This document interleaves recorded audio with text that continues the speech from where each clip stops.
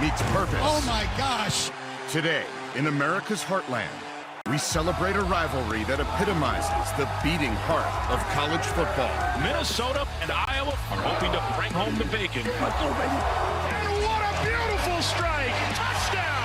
Minnesota Golden Gophers! Touchdown, Iowa! You're going to see that all season long. Amazing. Are you ready for a trophy game? This is what college football is all about.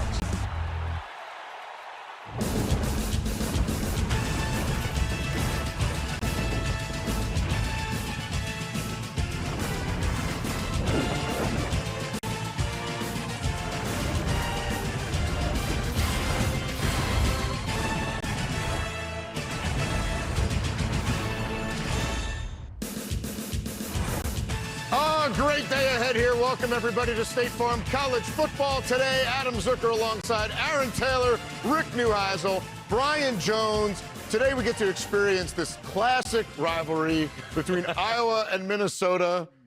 A pig that became a statue. It's just Why you look at him when you say pig? Because he's going to talk. Because I was addressing everybody at once, but it was his turn. Wow. I've been working out. Shots fired. That wasn't the purity of college football feeling we were Boyd, going for. what do you have to say? Man. I mean, this is a reminder of football at its purest, right? We got pigs being won. We got boats being rowed. We got kids being waved to. Yes. We're probably also going to get a rock fight. First one to 11 wins this game.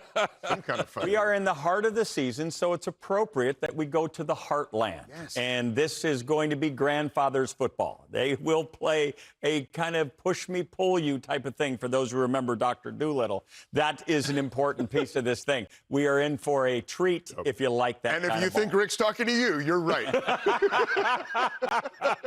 What's cool about we have all these billion-dollar stadiums. We have corporate bowl sponsors. But sometimes the prize is a pig. And what's neat about college football is its quirks. That pig is not just a prop. It's got symbolism. It represents pride, rivalry, and history. And so don't need CFP implications to make this one matter. Yeah, the pig's name was Floyd, and he was from Rosedale, Iowa, and he was brought over to the governor, named after the governor. Got to slaughter him and eat it.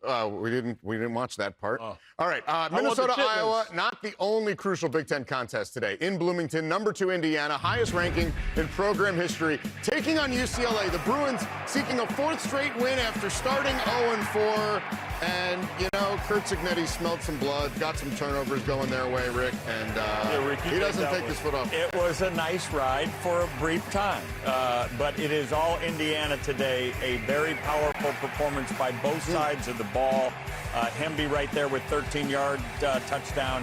It has been all Hoosiers, and the Cignetti confetti continues. It is continuing to fall, and on the scoreboard as well, the number 1 scoring margin in the country, flexing once again 42-3 at home here today. And this kind of just further cements how real the Hoosiers are to me. There's no question. I mean, Kurt Cignetti has completely revamped this program. This was the losingest program in college football history. No other program had lost more games than Indiana. Boom, it turned on a dime. They followed the Pied Piper last year. He was very loud. He had a lot of bravado, but this is a talented team. We were on the field in Eugene. Looking at that D-line and that front seven, there's going to be a lot of dudes that play in the NFL. This isn't an aberration. Indiana's here to stay.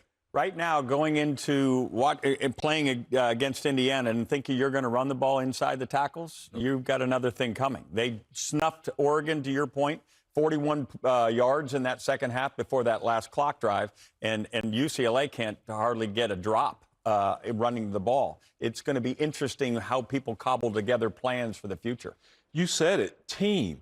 They are a complete team. Defensive side of the ball, Brian Haynes, he has a nice rotation. It's like a hockey line, keeping those guys fresh. I know a couple guys went down early. Hopefully they're back in the ball game. Aiden Fisher being one who scored the first touchdown, a pick 6 for the Hoosiers. Offensively, adding Mendoza to the mix just elevated this offense that was already chock full of goodness with the receivers, Surratt and Omar Cooper Jr.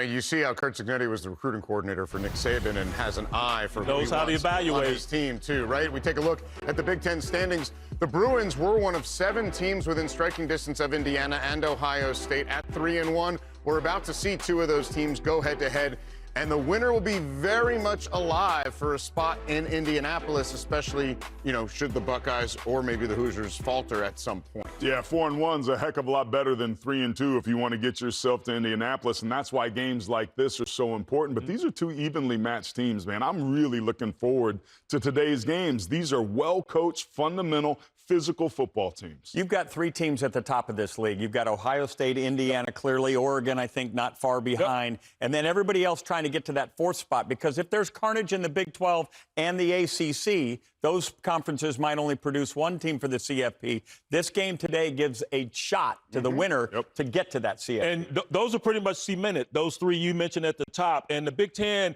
it's competitive, but it's also setting the national standard with those three in the scoring offense. Defensively, Ohio State, of course, at the top. But SC, Illinois, and they're waiting there, along with Michigan, hoping somewhat stubs their toe, and they could be that 14. And, of course, what's notable is who's not up there, and that's Penn State. That would have been the fourth team. Why you got to bring them up, dog? Nobody worried about Penn State anymore. That's been the nature of what saying we ain't thinking. Yeah. I don't see nobody thinking about Penn State. I looked. I don't see him. Man, you guys really. Once you go to happy or not so happy valley, you'll see. I think we need to feed the guys. We're going to do that shortly. Let's hit some more early highlights. Ole Miss and Oklahoma. Rebels have lost their last 9 road games against ranked power conference teams. And Oklahoma also brings the number 2 defense in the country. John Mateer to Isaiah Satania puts Oklahoma into a tie with Ole Miss at this point. Long play. And Ole Miss trying to bounce back from that Georgia loss, BJ. Play some defense. Their head coach says you look like a service team, a scout team out there going up against the ones. And they came to play and dunk on you if you will. But Oklahoma's not going to go away. Even if this defense is playing well, as they are right there, getting to John Mateer. They've been in that backfield all afternoon long. And AT, you said this game was over. Nah, I didn't say it was over because nobody's going away. That was a big 4th down. Right before this, it got him the ball back, and you see Lane Kiffin being excited right there as Kejuan Lacey gets that ball. But how about this, baby? Xavier Robinson. Oklahoma had not been able to run the ball all afternoon, but when they made a play, Robinson and that offensive line found them a way to get them. Most points and yards allowed all season long by Oklahoma. They forced a 3 and out as well, so it's starting to take on that feeling of what Ole Miss went through with Georgia, and Oklahoma fans doing the Gator chomp, referencing Lane Kiffin's coaching rumors. Bye-bye. He's been through that before. Number 7, Georgia Tech, 7-0 for the first time since 1966. Rick, I smell 8-0. Haynes King is a modern-day John Wayne for the Georgia Tech Ramblin' Wreck. These guys have, right now, the undefeated team in the league. They are playing that way. It's fun to watch. Brent Key having a monster year. And they just added another, so it is now 33-10. And look away, Adam.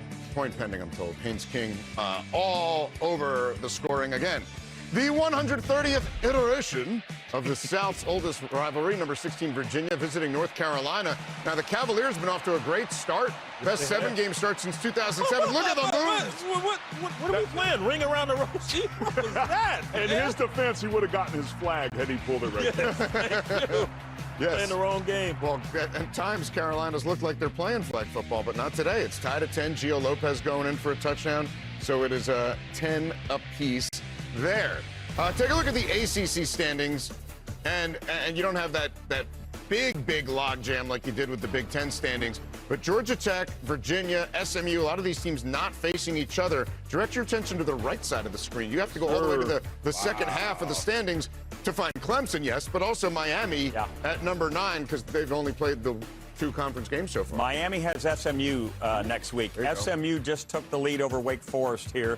They're up 12-10. SMU undefeated, still has not lost a conference game in the regular season since joining the ACC. And Pitt is the lone team that I think Georgia Tech has to worry about going forward. And Pitt's playing really well with that freshman quarterback, Heinzel. Well, Louisville knocking off number 2 Miami reshaped this whole playoff picture as far as the ACC is concerned. But you're sitting there and you see Georgia Tech, of course, controlling their own destiny, and Virginia having a well of a year under Tony Elliott, leading right now. It's going to be interesting to see who is going to be up next. It might be SMU.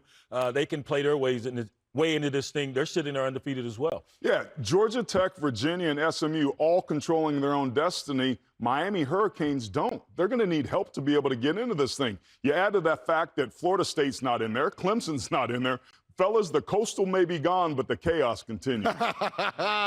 Oh, the good old days, right? Okay, also, the American has several contenders for that CFP's Group of 5 spot, and 2 of them meeting today with Memphis. 10-0 at home. What is up with Look this at tackling? Everybody's just playing the spin. Wow. Frank Pazant going in. But Byron Brown, Rick, what a star. What a season he has had. He Watch put that him hurdle. on his shoulder. A little hurdle right there. Reminds me of Brian Jones back in his elementary days there in Lubbock. Line. It was about that long ago. Yeah. That was smooth. Man, they tagging off real well. This has Come on, huge Memphis. implications for the college football playoff. As we know, there will be a group of 6 representatives. South Florida has a resume to beat the band. They play Navy a little later in the year. And so speaking of all this, you know, our friends at Sportsline are always crunching the numbers. Name at the top might surprise you. Maybe the path is just easier for James Madison on top of the Sun Belt as the Group of 5 team with the best chance to make the playoff entering today. Memphis and South Florida on there as well with 2 lost Boise State and Tulane as well. Yeah, this is like the old computers when you take a look at it, but with the eye test, those top 2 teams really, to me, stand out. South Florida, to me, fellas, has proven themselves. They're not a perfect team, Right. but of all the Group of 5 teams, they played the Well, most. Navy's undefeated as well, but wow, the end of this schedule is so brutal. They've got to play all those teams we just mentioned. And this is fun to be reminded what a rise James Madison has made since joining the FBS. It wasn't that long. And even though Signetti took half the team within the Indiana. Yeah, he left the roots there. Hey, our countdown to Minnesota, Iowa continues. We also eagerly await one of the most moving traditions in college sports. At the end of the first quarter, 70,000 plus will turn their attention to Stead Family Children's Hospital for the Hawkeye Wave.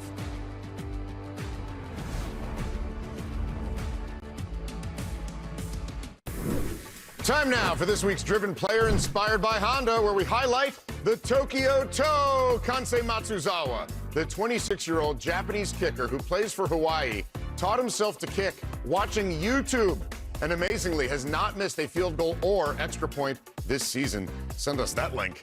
And from through the uprights, we now go outside the hash marks as we delve deeper into some of the storylines shaping the college football landscape. Gentlemen, there have already been 9 in-season firings at FBS schools this season, a record number of dismissals before the month of November. 6 of the 9 firings happened at a Power 4 conference program, including Billy Napier, who has long been on the hot seat at Florida, where he went 22-23 in his 4 seasons at the helm.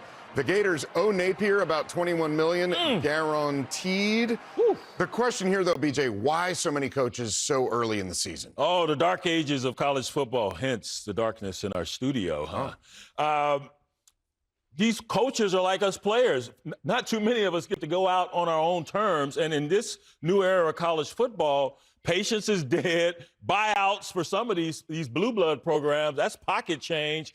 And if you're not winning now, you're in trouble. We need to win right now. You got teams that are underperforming. Yeah. You got guys that just in this parity of college football, you got to keep up with the Joneses. There are 3 things that have happened creating a perfect storm in today's world of college athletics. Number 1 was the transfer portal, right? The NCAA, realizing that the players were going to have a voice, decided to give them something, and that was free. Okay, but it was quickly followed by the NIL world, right? When they realized they weren't going to win in court with this name, image, and likeness thing. So now transferring for name, image, and likeness deals became a free agency. But going back to the transferring to free agency, that's why you should be quickly be able to overhaul a program. Exactly. Dion took 70 players with him, right, when he went from Jackson State to Colorado. The third thing that happened now is we've got this world of the house settlement, where now you can pay players yourself. But that is a line item in all these athletic departments.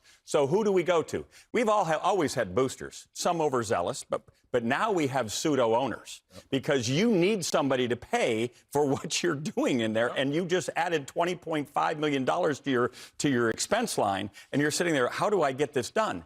But if you do that, you invite the wolf into the house, right? Because the wolf wants a new coach. And if you want my money, you better get me the new coach. And that's why we're seeing what is going on right now. It's crazy. It is a perfect storm. That's a great way to describe it. It's about greed. It's about panic. It's about power and these unrealistic expectations that people see these quick turnarounds. And just because it's possible, they think it's probable. Everybody wants the same results when the reality is there's just not enough coaches that are that good in situations that are that specific.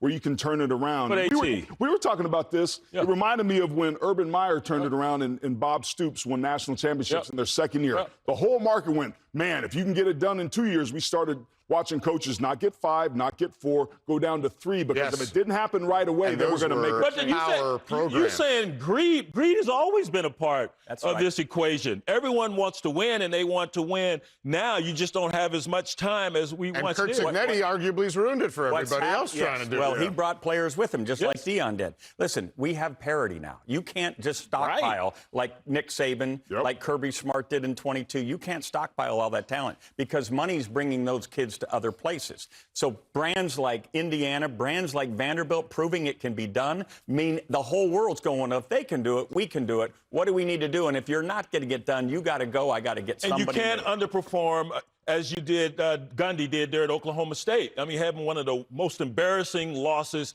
ever there for that university.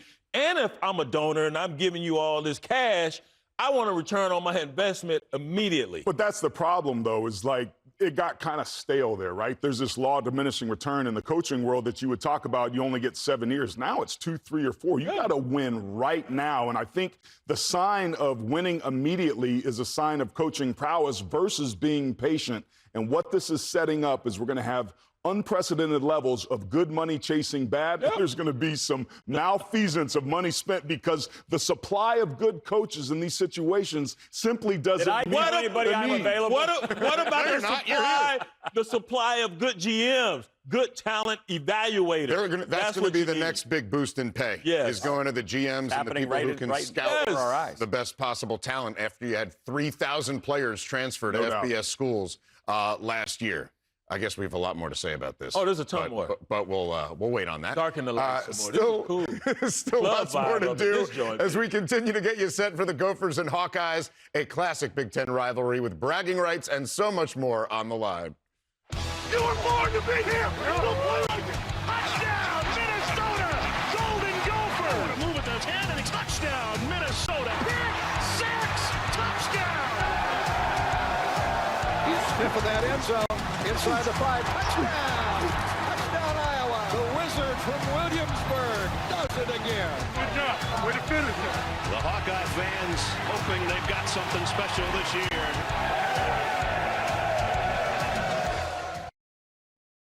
What an atmosphere. What an environment. the best sport on the planet. How lucky are we to be a part of this? Oh, we are so very lucky, Gary, because it's time now for the Jimmy John's Tailgate Report. And thanks to Jimmy John's for delivering some snacks and sandwiches here at the studio. Oh, Rick's already diving in. Oh, really? And, yeah. BJ's volunteered also for a bit. Wait, don't start eating yet. We got some tailgate fun for BJ. We're going to do a new twist on our 20-second drill. You ready? How much of your number 13 can you consume in 20 seconds? Ready? 3, 2, 1, go. You jumped the gun. He really was No hungry. shock there. Come on! Wait, do you guys hear that? Get busy. Nothing. There's nothing. BJ's not making any noise. This is the best he's sounded the entire show. Keep eating, BJ. Cubano. It's the Cubano. Nice and warm, Good. too. Breathe. Breathe. Good. Come on. Not bad. Excellent. Not bad. No, we're not going to get him to stop eating. That's Number going to be the difficult Number part. 3. You can keep eating. We're gonna get Rick and Aaron involved here. We got extra bacon. They didn't get to chow down as much. We got some trivia for you. Ready? Trivia. And I know BJ's going to want to answer this too. Which Manning had the most total touchdowns through their first 7 games as a full-time starter? Peyton, Eli, or Arch? Eli. All 3 of you saying Eli. Bit of a trick question. All 3 had 17. Oh. All 3 had 17. Oh, that was kind of makes a point, doesn't it? Yeah. Ready for another one? BYU's Bear Bachmeier. Where are you looking? I'm not doing anything. BYU's Bear Bachmeier, 7-0 as a starter. Yeah. Who was the last true freshman quarterback to start 7-0? Jimmy Clausen? There's a good one. Nope, more recent. If family were the theme. Hank Bachmeier. Hank Bachmeier. Very good, very good. Nice job out of Boise. There we go. One Caught a more? lot of his games. Any food trivia like Jimmy John's? Jameis Winston, I guess maybe he was a redshirt. 3 teams are ranked in the top 10. in both total offense and total defense. Indiana, Oregon, and Missouri. yes! Boom! Very good. All right. What do I win? Now I can get into my number 12 here. Love it. You can order your own tailgate feast, by the way, at jimmyjohns.com or on the app. Thanks again. Bono. This is awesome. Yeah. Let's get it out to Jenny Dell, who caught up with Iowa head coach Kirk Ferentz a short time ago. Coach, you've been part of this rivalry for more than 2 decades. What makes this matchup so special? It's just always intense. And when I was here as an assistant in the 80s, it was probably our most bitter rivalry, quite frankly. So it's evolved a little bit, but it's always usually really tightly contested, and it's all about getting the pig at the end. You had a little bit of a scary moment a few weeks back with your quarterback, Gronowski, going down. Just a bone bruise right now, but how is he managing using that brace? How comfortable is he out there? He says he would have scored last week if he didn't have it on, but the good news was all the testing was positive, and he worked really hard to get back. I'm not sure he's 100% yet, but he's getting closer, and but he overcomes it with just such a great attitude and great leader. You mentioned that one of the keys is to stop Darius Taylor out there. How do you do it? He's such a good running back, and he has been that way for 2 years prior. So he's a big challenge, and they've got a good line, obviously. They usually do, and tight ends that block well, and they're throwing the ball well. So they're a diverse attack, and we're just going to have to – but I know this, it's a long day if you can't stop the run. I do know that. Enjoy the day, Coach. Thank you. Thanks, Shane. Thank you so much. Such a throwback, right? And now in his 27th season with the Hawkeyes, Ferentz passed Woody Hayes earlier this year to become the all-time winningest Big Ten head coach. His 209 wins at Iowa, a model of stability that in the current coaching climate is even more impressive, as we were talking about. No signs of slowing down. One winning season after the next. And we just talk for a second? Yeah. Okay. 13 straight winning seasons. Am I correct for Yes. Iowa? This guy was there on my recruiting trip way back when. Wow. So that tells That's you. a long time That was ago. a long, long time ago. You ain't got to say it like that, though. But a ton of longevity, and there's a reason why he's had that longevity, is because these kids love playing for him. Consistency. At the end of the day, as consistent as the day is long, and doesn't respond to a lot of the criticism that we need to change our offense just because it doesn't look flashy or such. Just continues to plod along. This is, by the way, really. It sounds like it. Continues to plod along, but I am promising you, this guy can coach. You got a what, number 9? He's had to coach, fellas, because he doesn't. Italian nightclub. Oh. Yeah. Ooh, I'm fun. going with the country club over here, but the beach club's got a little bit of the avocado spread. That's But what I I got. digress. I digress. I'll say this. Kirk hadn't had the luxury of 5-star talent. He's had to develop guys, but you look at his track record at the offensive line position, defenders on that side of the ball, the running backs they put into the league, the offensive linemen. He is a good of a teacher and coach. If you put him in Tuscaloosa or Athens, we might be talking about the same thing because of how well he's had to coach the fundamentals of the position, particularly on the defensive side of There the you ball. go. And he knew to wear his sweatshirt for this segment. You know what position he coached? Offensive line. That's why he loves him. It all goes back to the O-line. Hey, a reminder, the NFL on CBS continues tomorrow, thank you, with a fantastic Week 8 slate. Most will see the Bears and Ravens, followed by the Broncos and Cowboys. At noon Eastern, tune into CBS for the NFL Today as JB and the guys get you set for game time. And, of course, for some brunch time fun, catch the NFL Today Plus, streaming on Get a Paramount handshake like Plus. Yeah, I'm okay, by the way. Checking back in on Oklahoma's comeback against Ole Miss. 3 straight possessions. They scored 2 of them were touchdowns by Xavier Robinson. And so the Sooners get the lead. They would go for 2 to make it a field goal game. That failed. Ole Miss has now returned to inside the Oklahoma red zone, so we'll keep you posted. Meantime, Jalen Smith getting ready for his first taste of this heated rivalry. The redshirt freshman proven to be a big-time playmaker, averaging just under 21 yards per reception, which is tops in the Big Ten. You're watching State Farm College Football Today on CBS.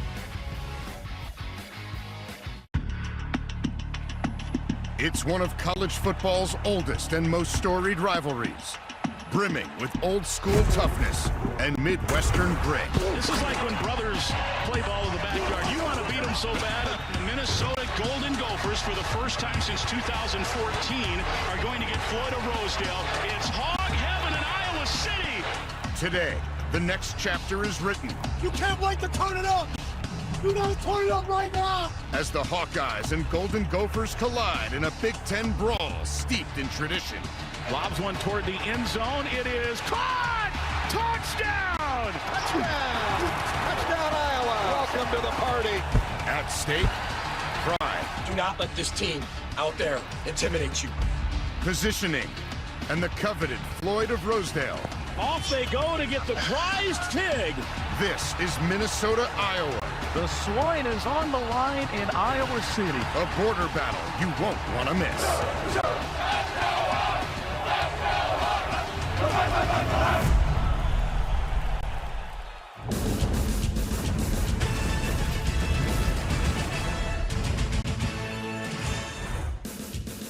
Big time ultimately leads to pig time. Today at Kinnick Stadium is Minnesota and Iowa battle for one of our sport's most storied trophies.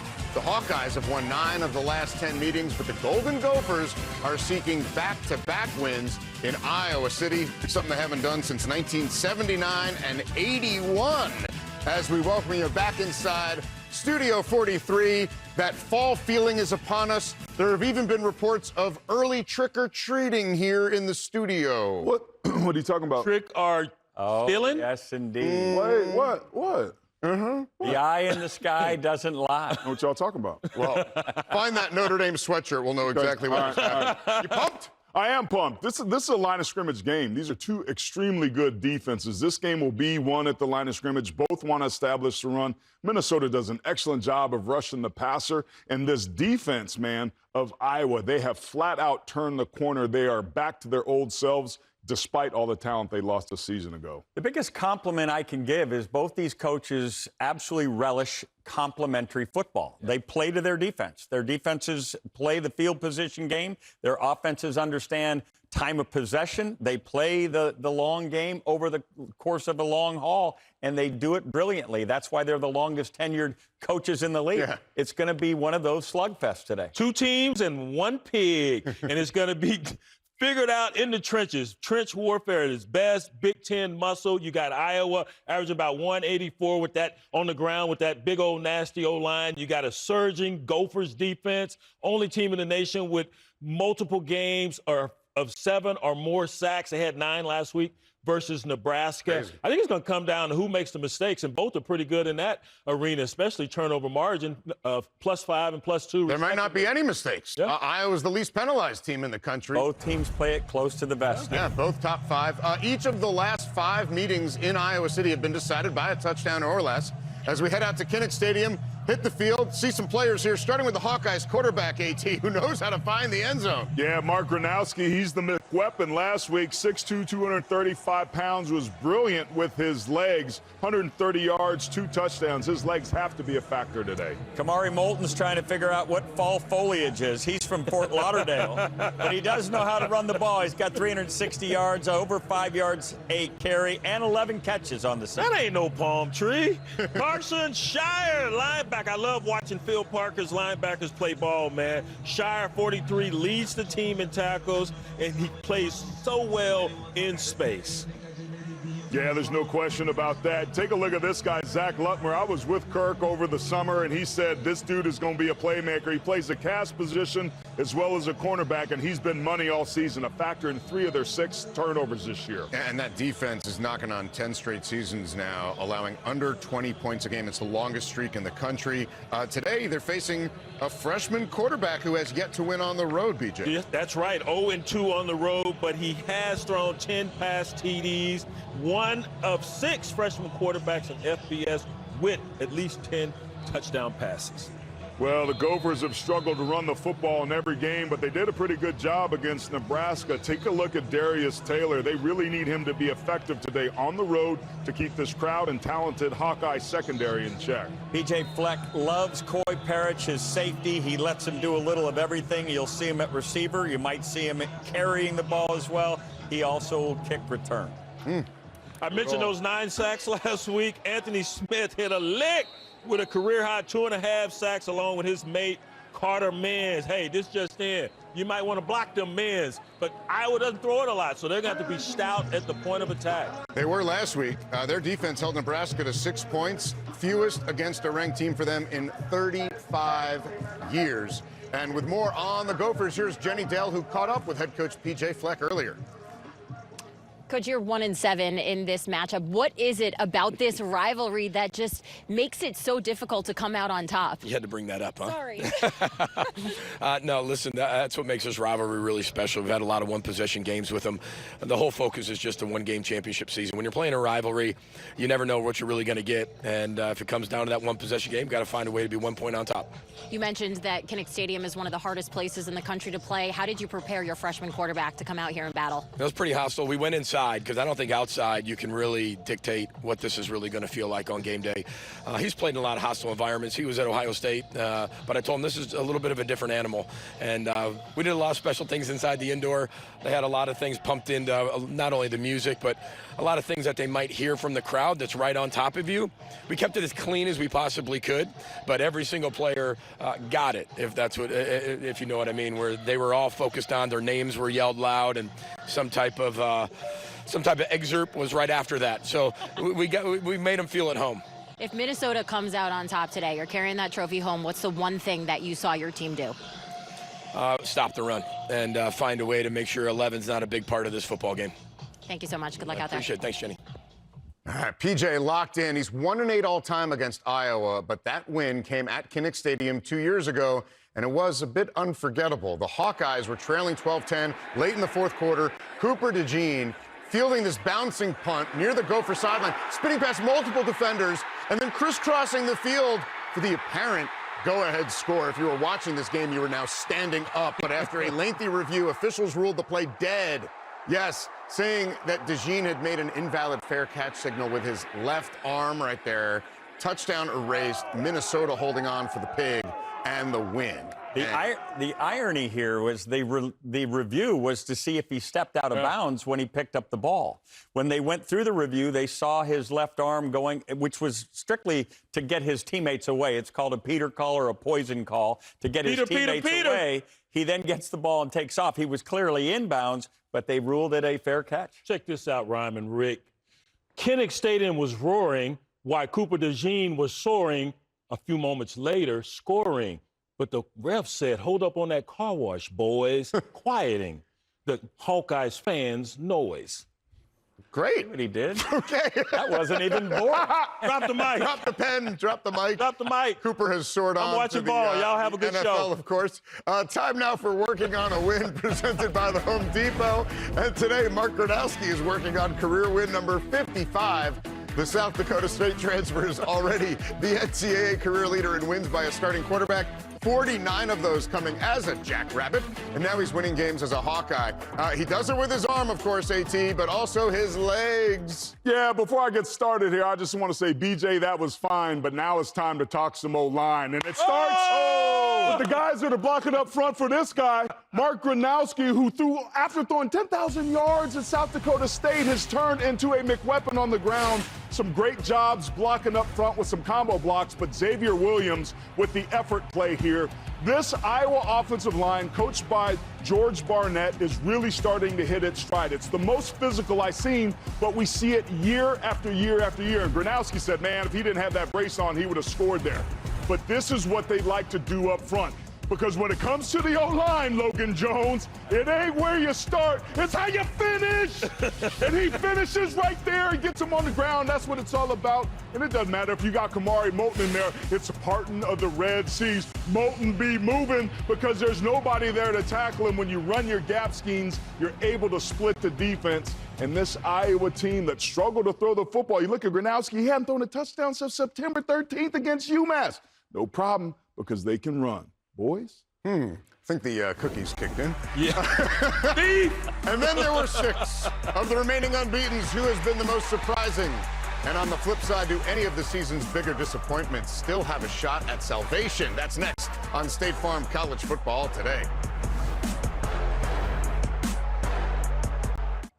State Farm College Football Today is sponsored by the U.S. Army. Be all you can be. FanDuel, play your game. And by State Farm. Like a good neighbor, State Farm is there.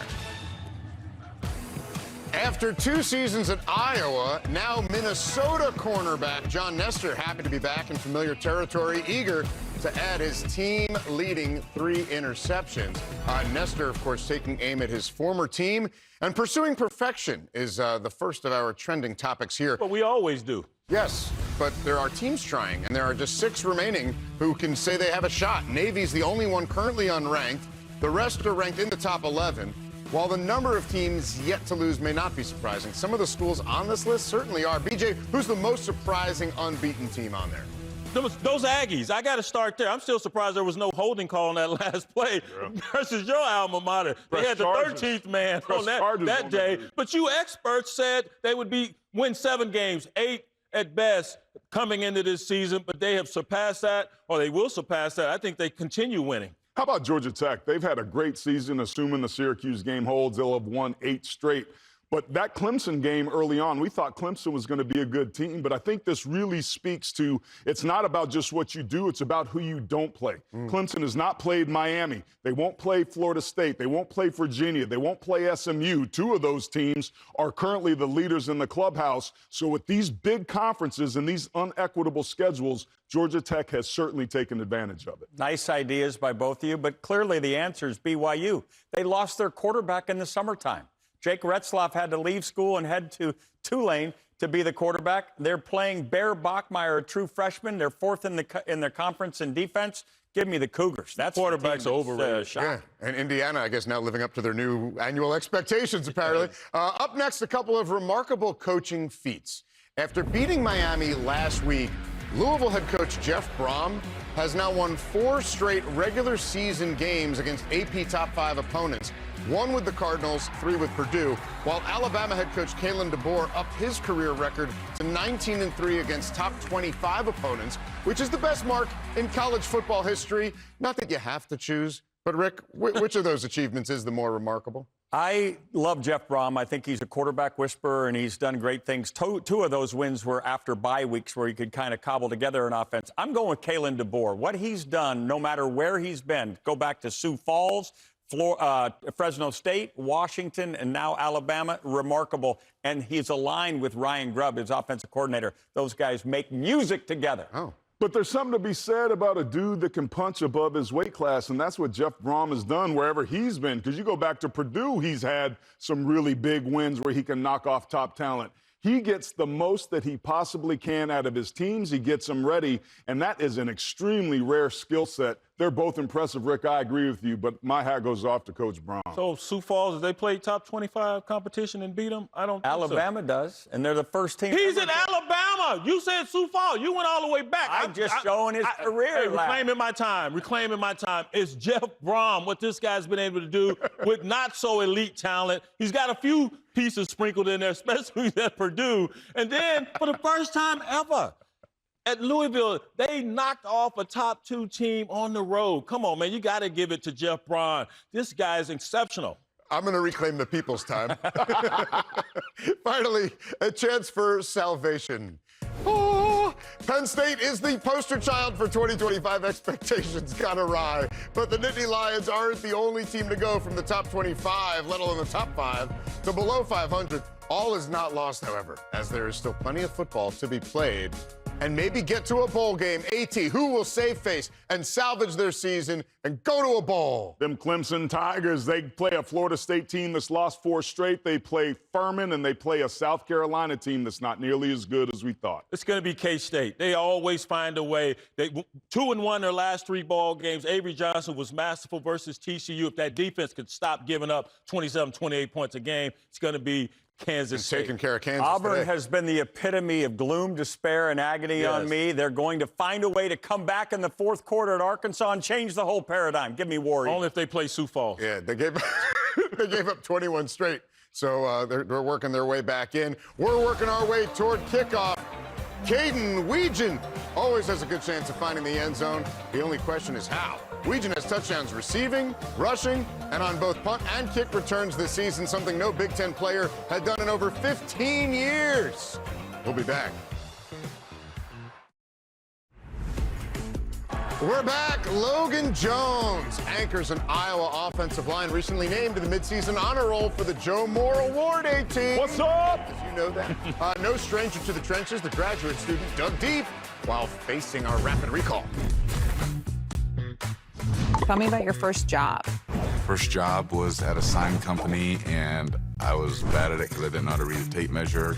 I messed up so many signs. It was awful. If you could have an unlimited supply of one thing, what would it be and why? Gas. It's freaking expensive. I'd love to have gas. What animal do you think best represents your personality and why? I'll go a bear. I'll go bear. I think you can be aggressive when you want us to be, but can also be pretty cuddly if you need that. What's your go-to dance move, and can you describe it or demonstrate it? I don't know if I can demonstrate on the floor, but I can moonwalk sometimes if I got the right circumstances. When did you discover that? I just having fun doing it. I think when I'm surrounded by my teammates, we're having a good time, I can pull a moonwalk out. Perfect.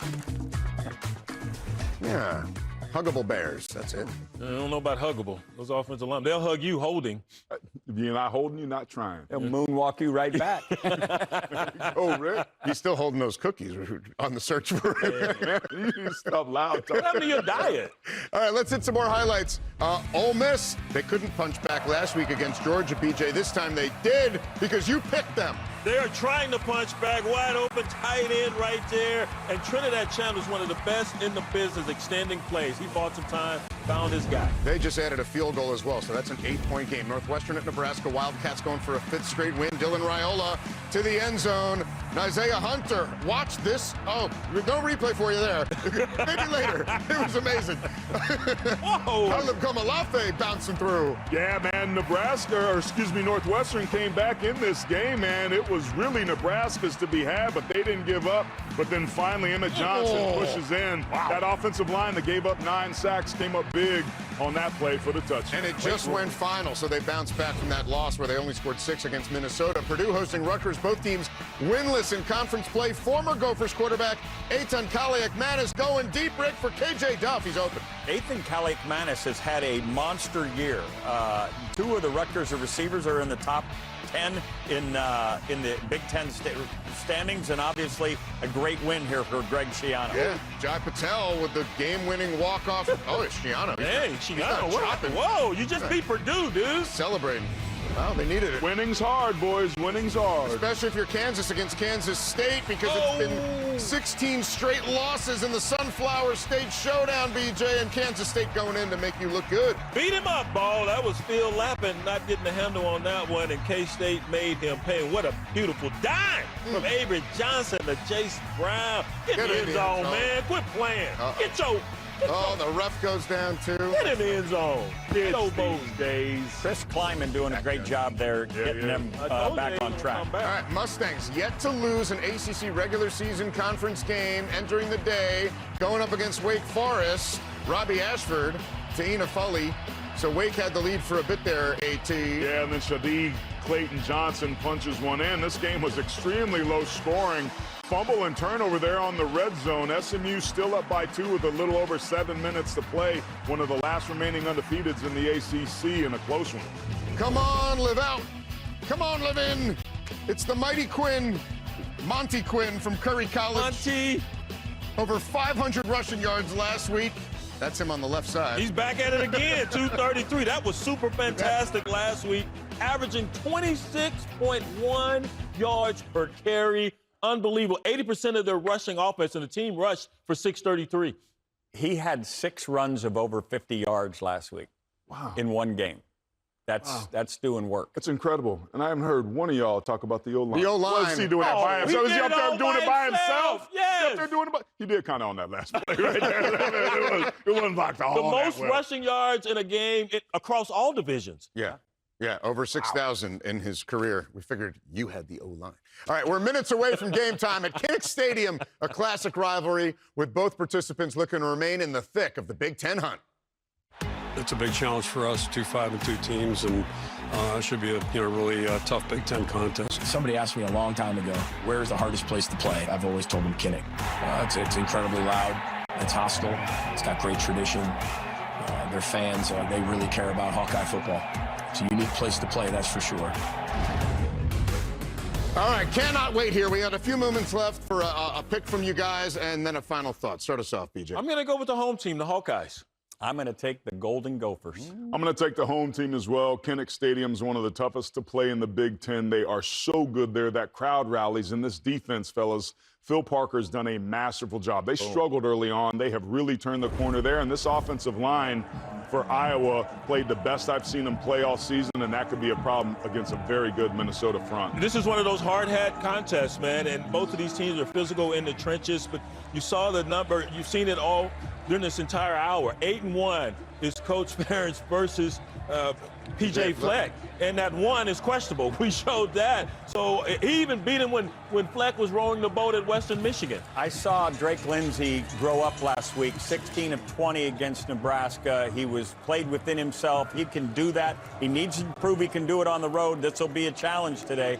But I also think P.J. Fleck, guys, is one of the underrated coaches out there. I agree. Guy, everybody buys into this philosophy. He was kind of thought of as maybe just a quirky or something. Quirky out there, has all kinds of little sayings, row the boat and so forth. But if you really know this guy, I think he's special. I would not be shocked if Penn State comes looking for him. Well, after last week when Penn State noise was surrounding Matt Rule, Minnesota held them to 6. And so now a huge opportunity here against Iowa. We're going to see you back here in a few minutes. We're going to get it out to Brad, Gary, and Jenny in Iowa City after we take our last timeout.